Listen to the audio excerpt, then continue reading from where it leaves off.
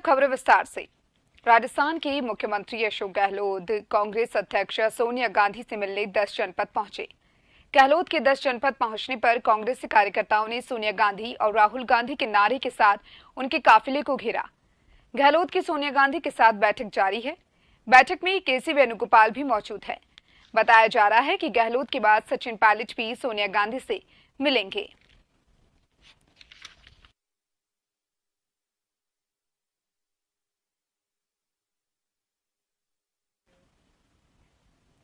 मुख्यमंत्री अशोक गहलोत का दिल्ली दौरा है। आपको बता दें कि मुख्यमंत्री अशोक गहलोत ने मुकुल वासनिक से मुलाकात की है। जोधपुर हाउस में दोनों की मुलाकात हुई। करीबन 50 मिनट तक गहलोत और वासनिक के बीच बातचीत हुई।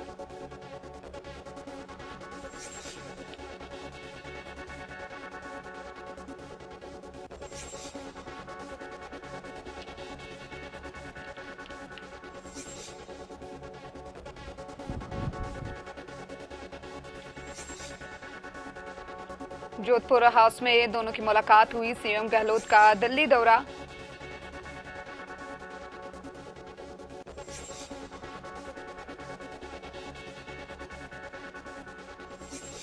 सीएम गहलोत ने की मुकुल वासनिक से मुलाकात।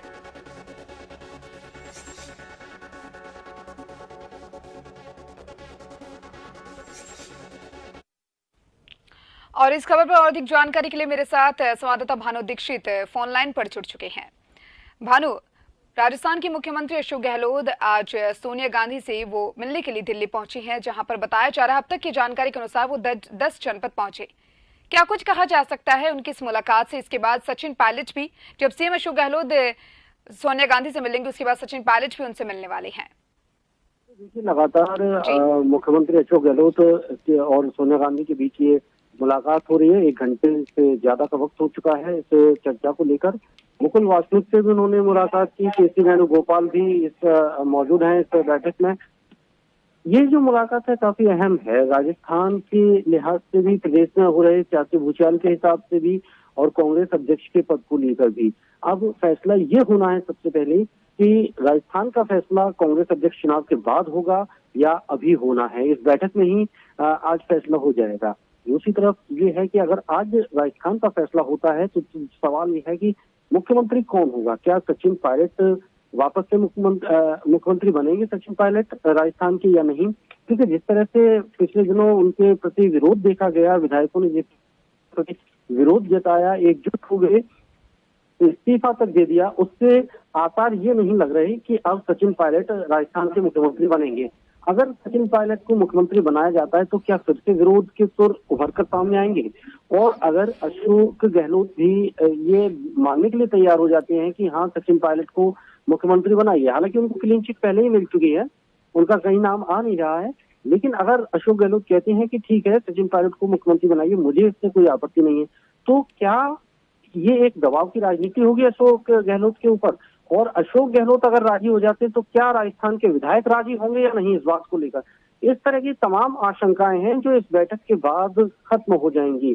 लेकिन अभी ये जो बैठक है वो बहुत ही अहम बैठक चल रही है राजस्थान के लिहाज से, और आने वाले वक्त में स्थिति को किस तरह से साफ होती है स्थिति, अशोक गहलोत अपना क्या पक्ष रखते हैं, सोनिया गांधी क्या निर्णय लेती हैं, और क्या ये बराबरी का निर्णय हो पाएगा या नहीं, ये देखने वाली बात होगी। क्योंकि बहुत बुरी तरह से यहाँ पेच फंसा हुआ है।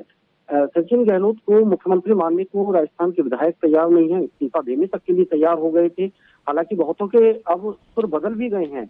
जब से आलाकमान ने इस मुद्दे को देखना शुरू किया है, उन्होंने इस पर गंभीरता दिखाई है, तब से बहुत से विधायकों के सुर भी बदले हैं और इसको एक अनुशासनहीनता का नाम दिया था, अनुशासनहीनता इसको माना गया था। दीपिका।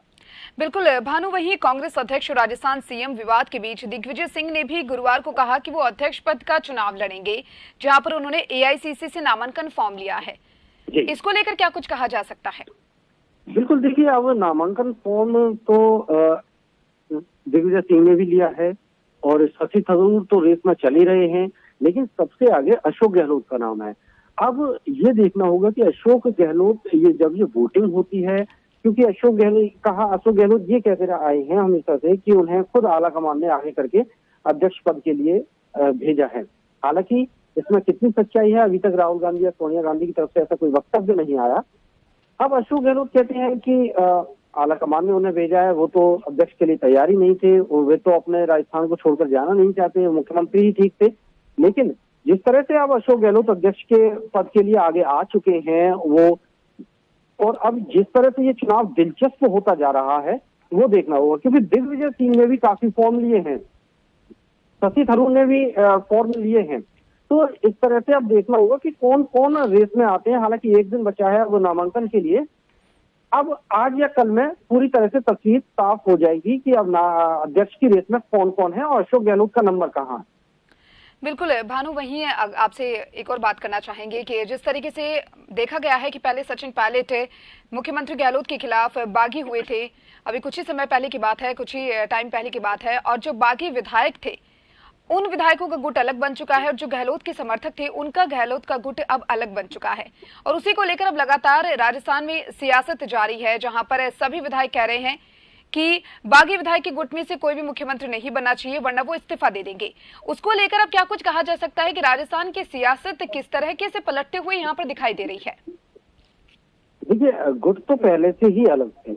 सचिन पायलट का खेमा अलग था और अशोक गहलोत का खेमा अलग था। जिस तरह से पिछले दिनों चांदना की एक सभा में फूटी हुई थी, उसके बाद से ही ये साफ होता जा रहा था कि सचिन पायलट का गुट एक अलग है और आगामी राजस्थान में इनकी अंतर्कलह, आगामी राजस्थान के चुनाव में इनकी अंतर्कलह खुलकर सामने आ जाएगी। और वो पहले ही सामने आ गई जब मुख्यमंत्री के लिए नाम उनका गया सचिन पायलट का, उसी वक्त वो कलह खुलकर सामने आ गई। यानी कि आंतरिक कलह से जो कांग्रेस गुजर रही थी, वो अब तक अपनी आंतरिक कलह की आग को बुझा ही नहीं पाए अंदर की को, और वो आग धीरे धीरे सुलगती रही। और जैसे ही मुख्यमंत्री के लिए सचिन पायलट का नाम सामने आता है, ऑब्जर्वर दिल्ली से राजस्थान आते हैं, वो आग और भड़क जाती है और विधायकों के विरोध के सुर फूट पड़ते हैं। और विधायकों के विरोध के रूप में हमें ये देखने को मिलता है कि किस कदर कांग्रेस के अंदरूनी कलह कांग्रेस के अंदर पनप रही थी और अब वो सामने आ गई है।